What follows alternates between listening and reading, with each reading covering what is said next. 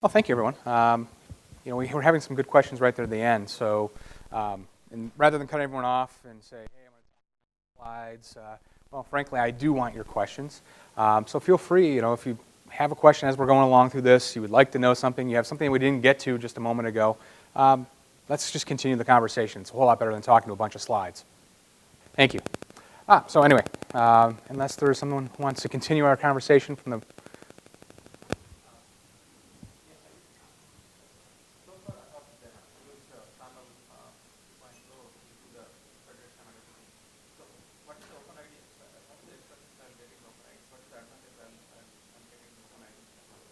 Excellent. So, I mean, many people have done SAML 2.0.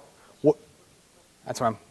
So many people have done SAML 2.0. What does OpenID Connect give us that we're not getting with SAML 2.0? Right. Well, one, it's not XML based, right? So you have this, JSON objects that are a little bit easier to work with, particularly with some of today's mobile clients. Doing the desig and everything, and it's going to be pretty challenging. And they've really run into even problems with OpenID Connect, or OAuth 1 doing HMAC in mobile clients. It was really rough.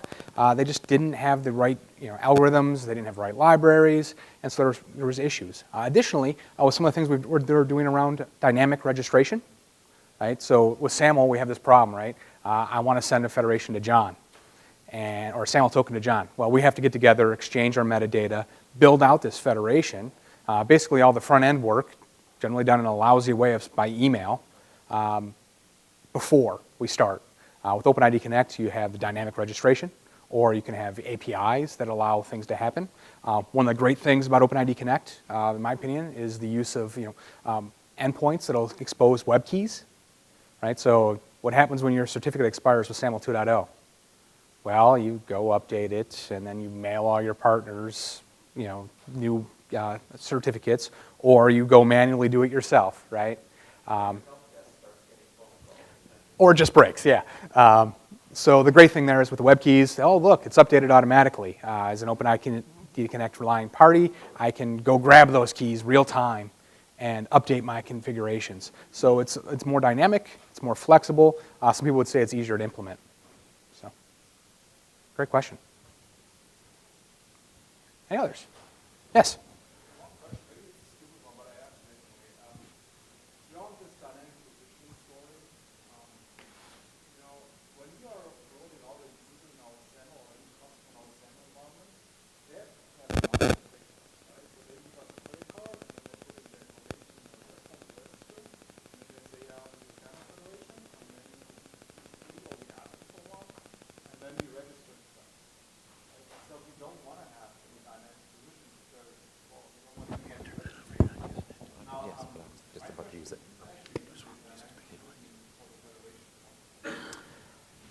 It's a feature there. I don't think it's really been rolled out. Well, John, I'm not sure. So yes, that is one of the use cases in dynamic client registration. You can protect the dynamic client registration endpoint is actually OAuth protected. So one of the flows that we've recommended to people like that is that you can have a manual registration flow, collect the person's credit card, give them an OAuth token as part of a web form, which they then put into their application, which can then do all of the grunt work of actually doing the registration, all the fine-grained stuff, making sure that that's correct and be able to do updates and continue on from there. So essentially you can do a manual step first and then give one key to the application and let the application do that. There's also advantages if you're doing native applications. Most native applications are public applications, because if you put a key in an iOS app or an Android app, it's not a secret anymore. At least not from me or anyone with even a little bit of initiative. So you can allow clients to, on a per instance basis, register secrets, which generally upgrades the security. So there's a bunch of different ways that client registration can be. It doesn't have to be completely public. It can be semi-public or based on some sort of pre-registration. But it deals with all of the low-level stuff that people typically mistype.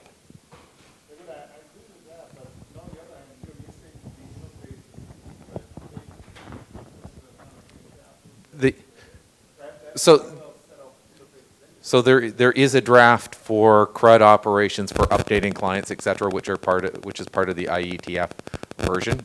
Once that's been adopted, then OpenID Connect will reference it. But if we waited for everything to be completed and referenceable in OpenID Connect, it would have taken another 3 years. So we have what we have. Yeah. And another point to that is with SAML, a lot of people are just reaching this tipping point of unmanageability with the scale of the number of connections. So seeing that, they were wise in developing OpenID Connect to say, you know, we need to address this scale up front so that we don't have the same problem we got into SAML, because we're going to be there faster, right? This is the next iteration. We're going to reach that scale much quicker. And so if we don't do something out of the gate, then people are going to be in trouble real fast with, you know, emailing certs and all that fun stuff. It's just not going to work. Great. Anyone else? No? All right. So OpenID Connect or OAuth is a question I get a lot. Why would I choose one or the other? Or isn't one replacing the other? Well, that's a great question. OAuth 2.0, as mentioned, it's an authorization grant. It gives a client access to a resource owner's account. Now, it's not the resource owner, right? So it shouldn't have a username and password. It's simply me saying, yes, you can update my wall or post to Twitter, you know, whatever. It's an authorization grant. OpenID Connect sits on top of this, right? So you get an authorization grant, but you get information about authentication as well. You can even look at it as a session. So really, OAuth is for authorization. I want to be able to post information to your resource, your account, or modify things about your account. OpenID Connect, I want to know how I got that authorization, as well as that authorization token. Make sense? Cool. So we've talked about all the different grant flows, but we haven't really talked about, well, why would I use one or the other, right? And this is important to understand, that you can't just simply pick one at random and throw it into an app and be done with it. John has kind of alluded to some of these problems. So we'll just kind of run through them and point out their use cases and what they're needed for and why we would choose one over another in a particular use case. So the first one, and honestly, I put this one first simply because it's the most important. Really the reason I use this one is anytime I can, right? I'll default to authorization code. And if I can't use it, then I'm going to look at one of the other authorization type or grant flows. Because simply this is the best way, right? So the idea is that the user goes off, right? You can see I've got a little message here. I post someone off to some other site with some information, and they come back, you know, something happens over there, magic occurs, right? They come back, and I have now this access code. Well, then back channel, I take the access code, and I exchange it for my access token. So I know that it didn't end up in somebody else's hands, right? You know, it's got that nice kind of back channel communication where I use a client ID and a client secret to exchange the code for the actual grant itself. So it's more secure. Make sense? But there are times I can't use this, and then I have to go over to something like the implicit grant type. Now, essentially, with implicit, you're saying, I'm going to send you off. The same kind of magic happens, right? You're going to authenticate and authorize me. But then I'm going to come back with an access token, not a code. Well, the reason here is that when the implicit grant type is used for applications that can't keep the client's information secret, right? So for the authorization code, I have to have a client ID, a client secret, right? Essentially an ID and a password that I'm going to then post with the code to get back the token. Well, what if I'm in a native app, right? I put an iOS app on your phone. My code's out there in the wild. It's JavaScript. It's in your browser, right? I'm using Angular. Well, I can't protect that stuff. All the source information is there. You have access to the network. You can put malware on that phone. You can do whatever you want to attack that application. Eventually, through reverse engineering, and not a whole lot of work really, I'm going to get into that app, and I'm going to get your client ID, and I'm going to get your password. Well, now I can start pretending to be your client. So there's no reason to do all that work in there. We're going to have to trust it that we're going to come back with the token directly. Okay? Any questions about implicit? Do you lose anything by not having a client secret in this case? Like you're assuming that this is truly the application. Yeah, I mean, there's some security concerns there, right? Because I'm assuming that this token is good, right? But the idea is that I sent the user off to do this. Now you should be looking at using things like the state parameters to verify that when it comes back, that that's part of your flow, right? You also, oh, let me turn this off before I do that. Oh, no worries.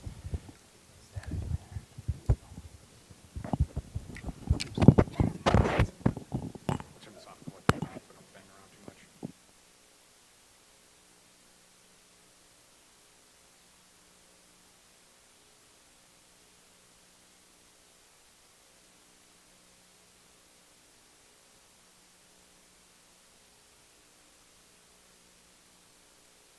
Any better?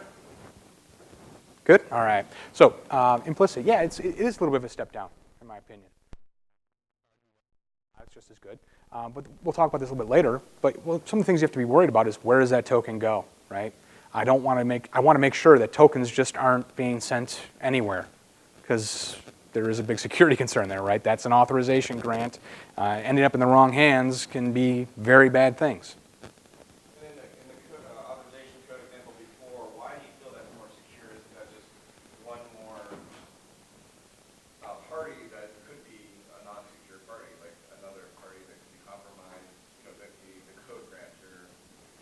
Yeah, if I'm the authorization server, I'm going to make sure that I'm not giving the authorization code type to just anybody. I'm going to look at it and say, well, why are they doing authorization code? They're telling me they're building a mobile app, right? I'm going to make them do implicit. So yeah, it's one of those things that you are looking at and saying, well, I'm only going to allow certain things. If I'm expecting native apps or JavaScript apps, they shouldn't be doing authorization code. So it's something part of the policing of doing integrations with other third parties. Of course, if it's all your own stuff, well, then you don't have to worry about it quite so much. You're going to tell your developers what they can and cannot do. Make sense? Cool. Awesome. So resource owner credentials. So the next grant type. I have a resource owner put the username and password directly into the app. Now, it's kind of funny because we're like, well, we're trying to get away from that, right? That's the whole thing we're kind of sick of, is that, oh, we're just going to do basic auth. But the idea here is that that resource isn't, or that my client isn't going to store that, right? They're going to shed those credentials after they get an access token. So I'm going to use the credentials one time, get rid of them. Obviously, this is a very trusted application. It's probably not built by a third party. It's probably by my own guys, right? In-house developers, building an application specifically for the APIs. This is not a flow that you just kind of put out there. Questions? All right. Refresh token. Now, this is really only associated with the authorization code, right? Because just like with the rest, the refresh token, along with the client ID and client secret, gives me an access token. So if I can't protect those, they shouldn't be there, right? So again, this is something an application that users don't get the code. The code isn't released to the wild where they can isolate it and hack at it and expose it to malware and snoof all around the network to see whatever information it's doing. We want to make sure that, again, this kind of an application is locked down so that it's secure. Yes?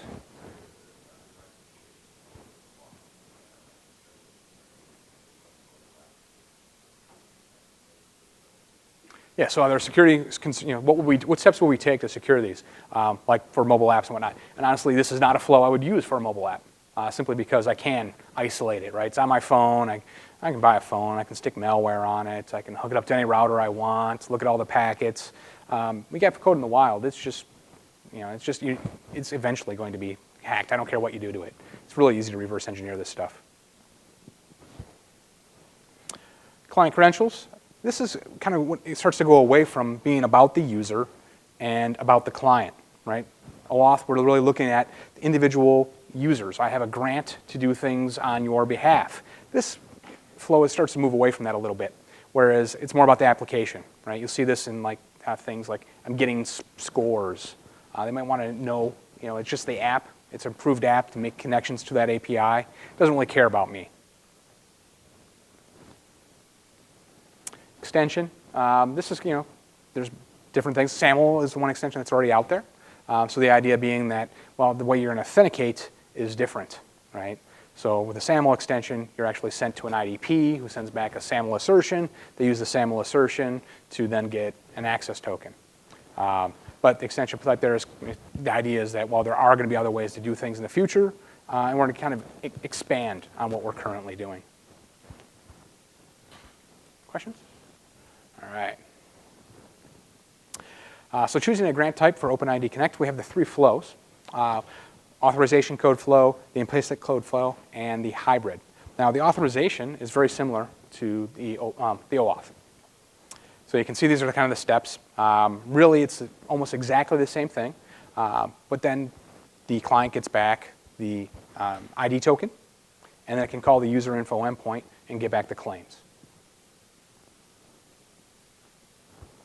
So again, you want this to be an application that isn't going to be able to give up its information, right? It's going to be making calls directly to get the access token, and you don't want to expose that to what bad guys do.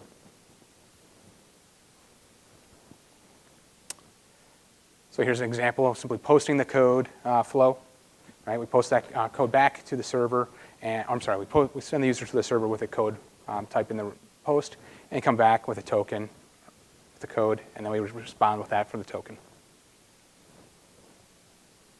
Going too fast? No, all right. So here's the authorization code response. We've seen this before. You can see the tokens in there. We have the token types of bearer, time it expires, and the ID token. Now right about in the middle of there, you'll see the dot, and after that is the encrypted or base64 encoded user information. So the ID token, these are the steps that should be taken. I know it's an eye chart. I'm not expecting anyone to be able to read this. The idea is that you get this ID token, and there are certain steps you're going to do to make sure that it's valid, right? Why would it do this? Well, we want to make sure it's coming from the right source. So the first thing we're going to look at is, okay, is it encrypted? Did I specify when I registered my client that it should be encrypted? Yes or no? If I said it should be encrypted and it's not, I should discard this. If it's encrypted, then it should be encrypted with the correct key. Once I know that it's encrypted with the correct key, I base64 decode it, and then I start looking at the information to make sure it's for me and it's from them, right? Reason being, this is authorization and authentication. I'm going to use this to know that who I have at my application. So it's very important, just like in a SAML assertion, that I prove out that all this information is accurate so that I'm not building a session for the wrong guy or letting the bad guys in. Does it make sense? Now, the great thing is that we don't have to necessarily do all this work. If you go to the OpenID Connect /developer/libraries, you can find libraries that are already existing that will do some of this work for you. So it's not, hey, let's go out and start reinventing the wheel. We can start looking at these things individually. Is that ID token verification mainly SSL signature? Well, Verifying. Yeah. So. If you're using the code flow, you can skip verifying signature because you've done server verification to a known endpoint. If you're using implicit flow or you want to actually make sure that you have end-to-end message integration in NSA and messing about, then you can check the server paper.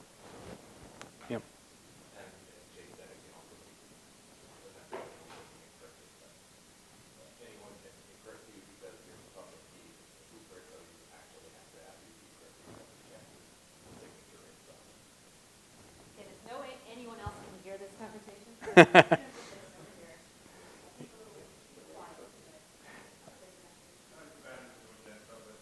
All right, well, a bad battery for John is better than no battery. Yeah. Yeah, so as John was saying, you want to make sure that people aren't messing with you. The NSA is not trying to send tokens to you. So there's some things in here that's just information, just common sense, right? If the ID token contains multiple audience, then you should look at the AZP claim to make sure that's the one you're expecting. You should look at the time and make sure that this was issued or is still valid, right? So it's just common sense stuff. You look at the individual attributes and validate that yes, this is for me. It's still valid. It's from who I expected it was from, etc. just before you issue a session or start letting someone do things. You want to know that, yeah, they were authenticated, and I believe that this is really them. Some level of assurance. So how small would the font have to be with rules for SAML, the line card validation fonts? Yeah. That's a great point. Yeah, I would need several slides. So is anyone currently developing OAuth apps? Has anyone thought about developing OAuth apps? And have you started? Are we still doing basic auth? What are the thoughts there? Basic auth?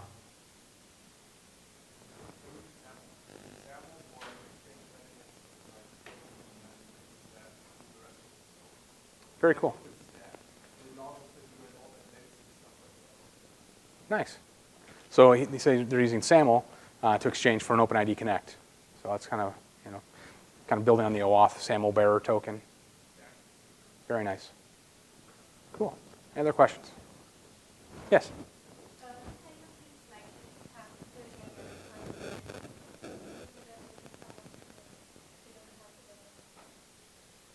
SAML doesn't have dynamic client. No, they don't. So do all the libraries have OpenID, the dynamic client registration? And that's not built into all the libraries yet. I don't know if it will be, because as we've seen, some people will say, well, no, I don't want to do dynamic clients. They have to whitelist you before you can start connecting. Or the other thing is I want to blacklist all the bad guys, which is pretty much impossible. So the idea there is that you'll probably have to do some of the work on your own to do dynamic registration. Another one? Okay. So here's the ID token. Went kind of this in depth before. But the idea here is you're going to validate these values, right? The issuer is who I expect it's from. The subject is obviously the name. Audience, it's me, et cetera, right? And then you can see there's a few things in there for like the expiration and the time that the token was created, the time that the user was authenticated, et cetera. Again, all the things we really care about to make sure that this is a valid token and make sure that the user authenticated in the time frame. Very similar to validating a SAML assertion, right? You're going to validate the audience. You're going to validate the issuer, depending on which side you're on. You're going to validate the time to live, not before or not after, et cetera. So the implicit flow is very similar. Obviously, it's built off of the OAuth implicit flow. You're just going to come back, and we're going to give you a token. Now, this flows into the hybrid flow of where we can choose which tokens come back, right? So you can have, you can either say, I'm going to get a user token, I'm going to get an access token, I'm going to get both. The hybrid flow is built off of the OAuth multiple response types, simply saying that we're not really sure. You may say you're not really sure what we're going to do at this time. We're going to send this user off to you, and at a later date we're going to come back, or shortly after, have a different client retrieve different information. So it's a little less well-defined, but it's kind of there to look at the idea of, well, we can't say this, everyone's going to work the same way out of the box with just the two types. There's going to be times where you need an ID token or a user token to get more information. Hello? So the reason why it's called the hybrid flow was that a number of developers developed what were essentially hybrid clients. They had AngularJS or JavaScript that was executing in the browser plus a server-side backend. So they wanted in the response to get an access token to use in the JavaScript that's executing in the browser, but have a code that they could pass to their server-side backend for making other calls. So there are these things that are hybrid clients out there, so being able to return different tokens for different parts of the application was one of the requirements that that a number of the developers had. Thank you. Any question about what would hybrid, implicit, or authorization flows for OpenID Connect?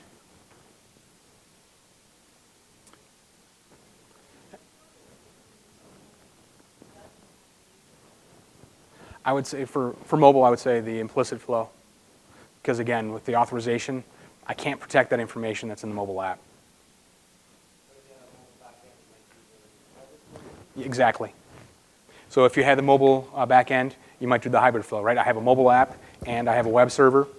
So rather than just doing the implicit, I could do a hybrid. Web server could get the information, store it. So there are some security issues with using the implicit flow on a native client on iOS because it's non-deterministic which application actually gets the response based on the custom scheme. And a rogue application can and has in many cases come along and registered. Apple doesn't actually check the redirect schemes that the applications register. So I know Google had a number of rogue applications register the redirect URIs of the Google apps to try and intercept the codes on the response. So a lot of people do use the code flow, but don't use a client secret. There's a feature in called essentially proof of possession for code that Google and it's an extension for OAuth that a lot of people are using now. T-Mobile, Google, and others. I know we support it in the latest version of the Ping Federate server. So essentially, the client creates an ephemeral secret and sends that in on the request, and then the server requires the same ephemeral secret when you use the code to request the actual token to actually secure the response. So you know that it was the same client that made the request as the response. And if you can't protect the access code, or you can't protect the access token on the native client, you've fundamentally got a problem. But you can use the refresh token in that flow to make the access token short-lived so that you have an ability to revoke the client as opposed to having to have a custom API to the resource server to say no longer take that client. So my recommendation and the recommendation of the OAuth work group right now is for native applications, you probably want to use the code flow with the transient client secret or proof of possession for code extension. That's probably the most secure for a native application at this point. Yep. And also that kind of bleeds into dynamic client registration. So this week I'm submitting that specification to the OAuth work group, and it's going to be accepted and probably be a formal standard within 6 or 8 months. But it's already in Ping and a number of other authorization server products because it's something that people really needed. So we rushed that out to secure the native apps. Very cool. Yes.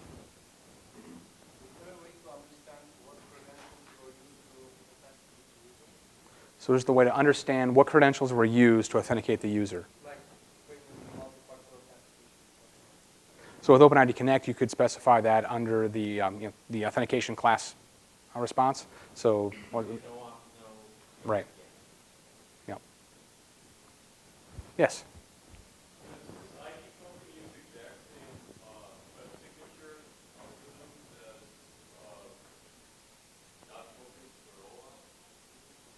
So does the ID token use it?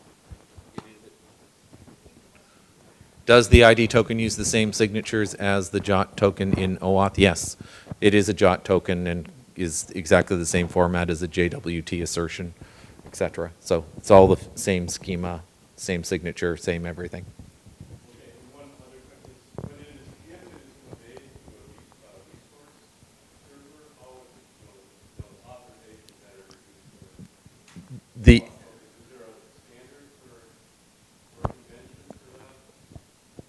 So if the question is if it's conveyed to a resource server, the answer is that you would never convey a ID token to a resource server because the audience would be wrong. The ID token is scoped to the client and not the resource server. You can use a JWT as an access token, but that's a separate token. And in the wonderful proof of possession set of proof of possession specifications that are going into the OAuth work group Thursday, there is a formalization of how to use JWTs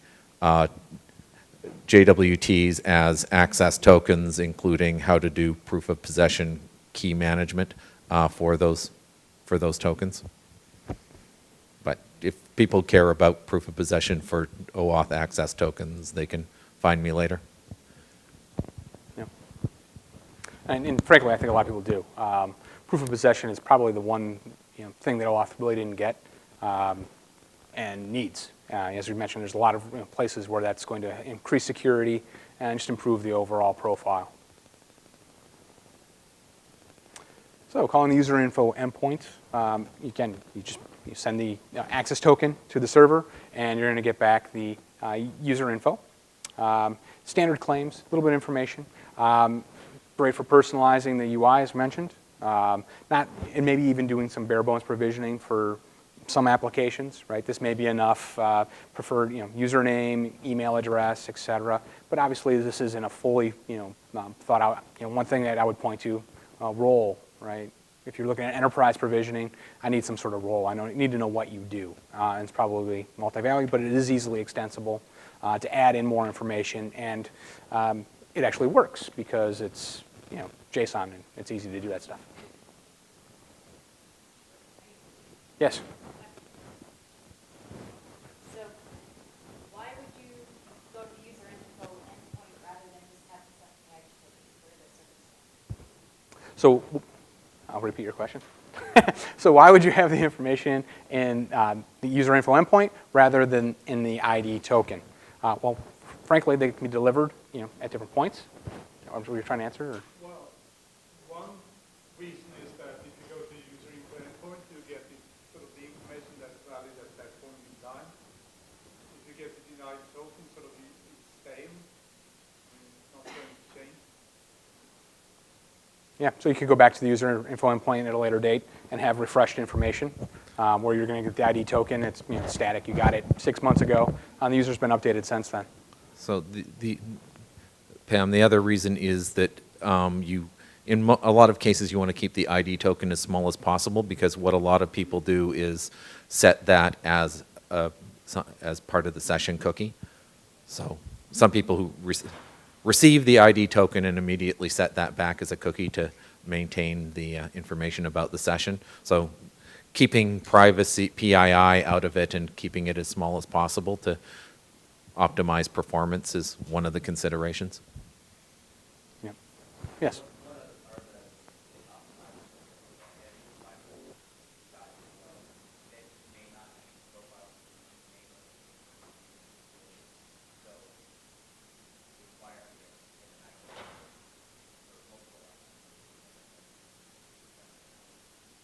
Definitely. So what he said was that the identity, the IDP or the relying party may not need that information at all, right? They don't care. So why stuff it in there and expect that they're going to process it or store it or do anything with it? Why send it if they're just going to throw it away? You have a question?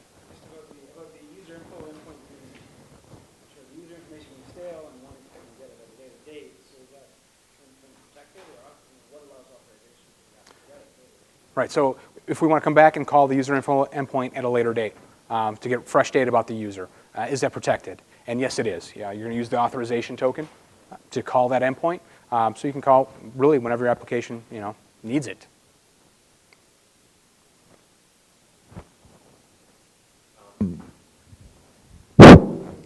Yeah, that's really up to the identity provider to decide whether or not they're going to allow offline access. So there is a special scope mechanism for saying, yes, I want to be able to access this user information when the user doesn't have an active session for me, in which case the client would get a refresh token and be able to make that. But IDPs do tend to differentiate between giving out the information while the user is currently using the relying party versus giving somebody a persistent information. So if you had extensions to the user info endpoint, such as your current shipping address or other things that might make sense for more persistent refresh, then you can grant offline access to the relying party.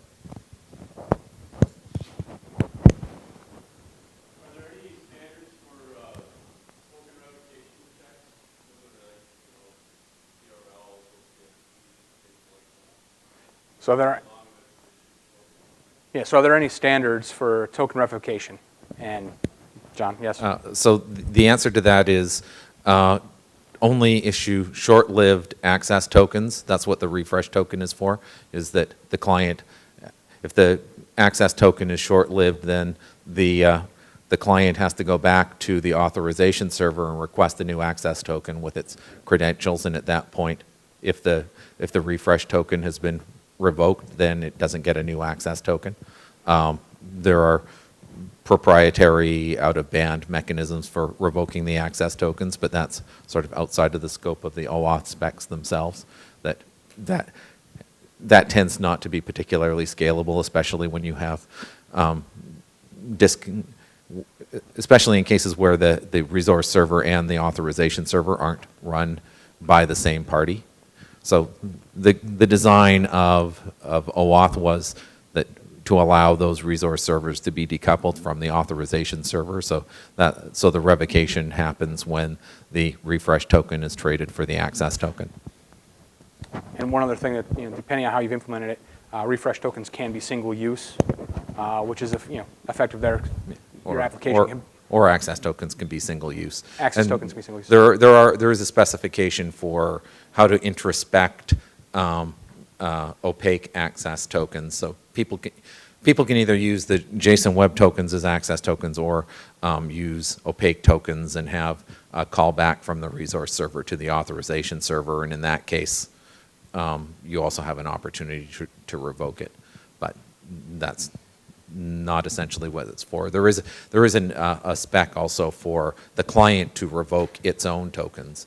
So a client that decides it doesn't actually need to have its refresh token or access token can send a message to the authorization server saying, essentially destroy my state. So if somebody has stolen my tokens or nothing bad can happen to them with them after that. So the revocation spec is about the client revoking its own tokens. I'm going to go by a little short, I'm almost done. Any others? Yes? Could you step through like a flow of how OAuth and OpenID Connect are kind of work together, or where they overlap in a typical scenario, like mobile applications? Yes, but I don't think I have a slide for that, so I have to do it verbally. Okay. So essentially, OpenID Connect is OAuth 2.0 to begin with. So user shows up he opens up a client and he's not authenticated. He's going to be redirected to authenticate, right? So I can probably pop back here and go to authorization code flow for OAuth. So you can see here we're doing a post. So the application is going to post the user to the authorization server. It's going to then prompt them to authenticate, right? So they're going to get a pay if they don't have. I'm assuming they don't have a session. But you show up, you're at Facebook, you haven't logged in there in 6 months, and it's going to say, hey, go ahead and authenticate. So you put in your credentials, you authenticate. Then the very next step is to authorize. So it's going to pop up with that very familiar screen. Hey, this application wants to steal all your money. And so, of course, you say yes, right? No. So you authorize the application. At that point, that's when you're sent back to the client. Now depending on whether if it's OAuth 2, you just simply, for the authorization code, you simply have the code. And yeah, exactly. So authorization code, I take that code, I send it back to the authorization server, and I get a token, and I'm done. So far, that's almost like a basic federation example, and that was only OAuth 2.0. We're not even into OpenID. Exactly. Okay. So the only real difference with OpenID Connect is that we're going to add a little bit more information. So we're going to have that ID token, right? So I got back my authorization token and an ID token, and now I can validate that ID token, right? So I take that information and I either decrypt it or base64 decode it, and I have that claim. So I have that ID token. Let me jump forward to that. So you're going to get your bearer token for authorization from your OAuth flow plus your ID token. Yes.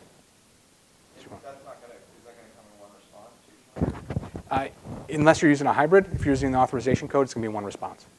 So the simple answer is if you're using the code flow, the difference between OAuth 2 and OpenID Connect is that you add a scope saying OpenID in your request, And in the response from the token endpoint, you get an additional attribute, which is an ID token, which says who did the authorization, but everything else is exactly OAuth 2. Yep. So in the simplest form, it is one scope that you put in your request and one parameter that you get in the response. That's inside the ID token, which Yeah. is the one parameter in the response. That's not part of the request. The only thing that you have to add to the request is a scope saying OpenID. Yes, which means that you get back an ID token which says who authorized this access token, because OAuth doesn't tell you who authorized it. Right. So you get the information of who authorized it, when did they log in, what was their authentication context, so all the stuff about the session. So the ID token tells you stuff about the user that did the authorization. The access token only gives you the grant to access the resource. But OAuth doesn't tell you who gave you that grant. That's my favorite feature of OpenID. She's being sarcastic. I'm not going there. There are some additional, there's a bunch of additional security things which help harden OAuth. So if you're doing the implicit flow, you have no idea whether or not you've been man in the middle. So in the ID token, there is a detached signature for the access token that you're getting back. So the ID token says, this is my audience, which should be you, client. Signed by the server. This is a detached signature of the access token, which I'm also sending back in the same response, so that somebody can't get an access. So if I were now we're getting into threats, but say I was a bad person, which happens to be true. But if one of the problems is that OAuth has a particular view of how it's defending itself. So it gives you a bearer token which can access a resource. So in the OAuth threat model, if that's a bad client that you've given that information to, they've already stolen your information. So it doesn't really concern itself with what happens if the bad client replays that token at another good server. Because it's already stolen the information, it isn't really an additional threat. But once you start considering this as part of identification, so in the simple Facebook model, and this was what happened to Facebook, was people were using the implicit authentication to log in. You log into site A. Site A can then go to site B using that same access token, which granted them access to your graph API. Give that to site B, and they're in as you. It's not that hard because OAuth doesn't protect you against that. So the thing that protects you in the implicit flow with OpenID Connect is that you actually have a signed assertion that has an audience, when it was issued, and a detached signature for the access token, so that somebody can't do an actual login but take an access token from somebody else and then confuse the client by giving them access to somebody else's endpoint, which has some different resources, et cetera. So to pretend to have your address, et cetera. So there's a whole bunch of things that you could do with man-in-the-middle impersonation attacks in the implicit flow by simply cutting and pasting in the browser. So the ID token with the C hash and the AT hash give you a lot of protection. They're where that assertion of who it was and what the client actually should be coming back. So even if you weren't all that concerned about the identity stuff, if you're using the implicit flow in OAuth, you probably, for security reasons, actually want to use Connect, because that has all of the security enhancements if you actually care about protecting the clients against those sorts of attacks.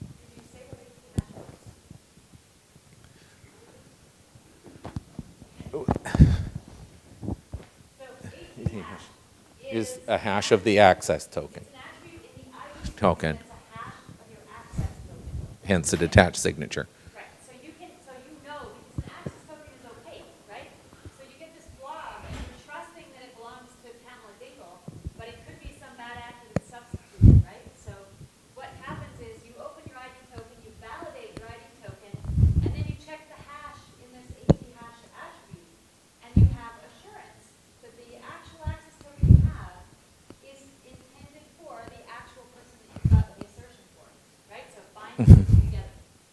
And the C hash is a detached signature of the code, so that, because there are also potential attacks that one could think of, which I'm not going to tell you about, that would create a confused deputy attack against the client by switching the code from a code that was received through some other flow. Again, if you're a bad OAuth client, if you're a bad person and you set up an OAuth client that actually collects codes and access tokens, replaying them against other legitimate relying parties in OAuth is a great way to get access to people's information. But OpenID Connect basically stops all of those attacks. The RP ends up with this in addition to the access token. And it gets this by decrypting the... Or DHAT, or base Base 64 decodes this JSON. Oh, it's just a basic... Yeah, so. Well, it's base 64 with a signature of the base 64 blob. So if you're using a code flow and making a direct connection and doing TLS server authentication so that you know that you're getting the response back from the trusted server that you expect, you don't actually need to check the signature of the JWT. But if you want to use it for non-repudiation, et cetera, keeping that signature, et cetera, then you want to validate the signature of the web token itself. So obviously, if you're using the implicit flow, you have to rely on validating the signature because it's being redirected through a browser, so you can't rely on TLS. But all you need really to understand this is the base 64 decode, and if you have the option to validate as well. Right. Yep. So that's the advantage of JSON Web Token signatures, is that in the simplest case, you just need base 64 URL decode it.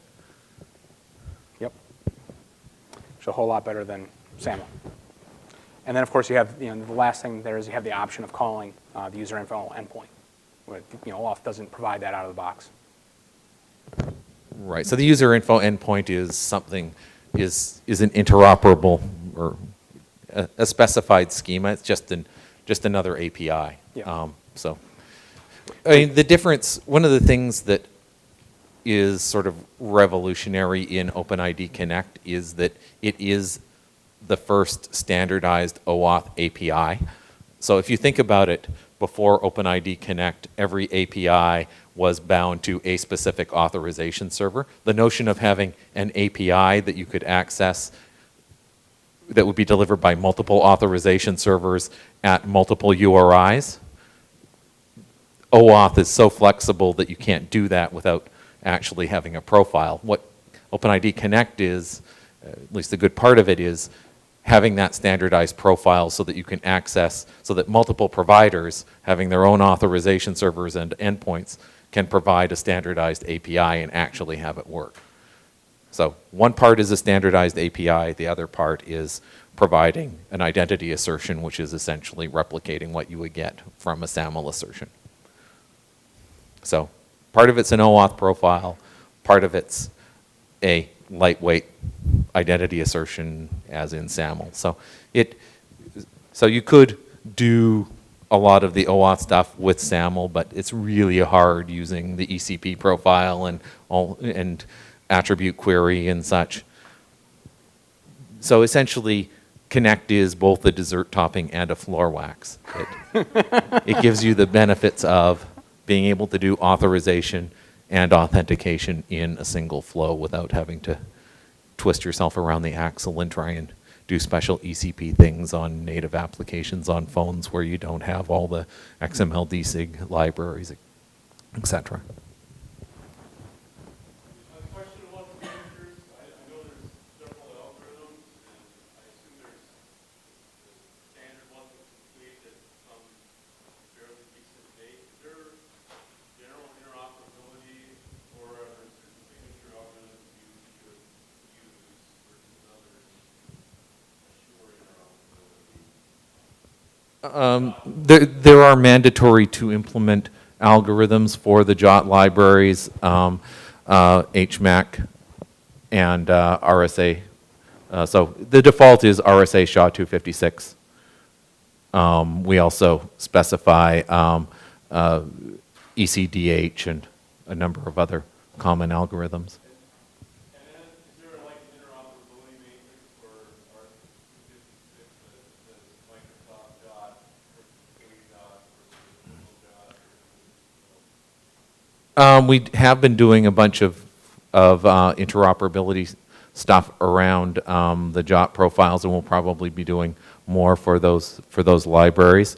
One of the things that Scott Cantor and I did years ago for SAML, in SAML metadata, there's the theory of algorithm agility, but the practice in the practical world is you can't actually change the algorithms or move to better algorithms because you don't know, there's no way to know what the relying party that you're sending the assertion to actually supports. So there is a algorithm extension to SAML metadata, but I think it only ever got implemented in perhaps Shibboleth, I think Shibboleth client, but never in the server. So there is the theory of SAML PKI or algorithm agility, but the practice, people deploy the lowest common denominator and use it with everyone, which is, when I worked for the US government, was seen as actually a problem, especially when we tried to get rid of the SHA-1 signatures. Total nightmare, took 10 years longer than it should have. But if you look in OpenID Connect, there is an algorithm negotiation as part of the basic registration. So the server says, I support these algorithms. The client says, I can support these algorithms. And the server goes back and says, this is the one you're going to use. So essentially, the idea is to try and auto-negotiate the highest common denominator as opposed to the lowest common denominator. But I get wrapped around the axle on cryptography, so people know. Yes. Is there any element of single sign-on that's covered by OpenID Connect? Like if I've got No. more than one relying party using the same IDP, do I have to sign in again on the second relying party? That's up to the authorization server. There's nothing that makes you sign on again. Now there's the time that the session was created and max auth age. So you can do step-up authentication and maximum session lifetime. So when the second one makes the request, if the request is satisfied by the existing IDP session, in principle, the person wouldn't be asked prompt again. There's also a UI extension which allows you to make the request in an iframe in the background. So when the person first hits your site, you can make a hidden request. So like SAML is passive. So you can make a request, find out what the current state of that session is if the person has the IDP, has a session at the IDP, and then if that doesn't satisfy you, send them back to do another authorization, perhaps to ask for extra scopes or do, get a fresh password, etc. So all of those sort of SSO things are in the spec, and most of the IDPs are supporting reauth. Well, just going to wrap it up real quick. Some of the things we mentioned as concerns: losing tokens, right? Open redirects. They're well known. You should make sure that you're not just firing off tokens into the wild blue yonder. Losing credentials, right? You don't want to put client credentials in applications that you can't secure. And lastly, OAuth isn't SSO. Yeah, one comment on open redirects, which OpenID Connect is quite authoritarian about registering of redirect URIs to prevent people from, because the redirect URI is not, unless you're using the signed request object, the target URI for the redirect isn't actually protected in the request in OAuth or in OpenID Connect. So OpenID Connect deals with that by saying you must register your redirect URI and it's going to be checked exactly as a string. OAuth leaves that open to interpretation, which has caused Facebook attempts to do pattern matching and matching domains and other things, which allows an attacker to do a cross-site request forgery and basically send the authorization response back to themselves. Yep. I carefully crafting that redirect URI. Yeah. So that's one of the differences between, security differences between plain OAuth and OpenID Connect is that OAuth doesn't necessarily strictly enforce the validation of the reader or registration of the redirect URIs. Awesome. Well, thank you, everyone. I think we're going to take a moment here. We have 3 minutes. We have 3 minutes, so be very quick. Thank you very much.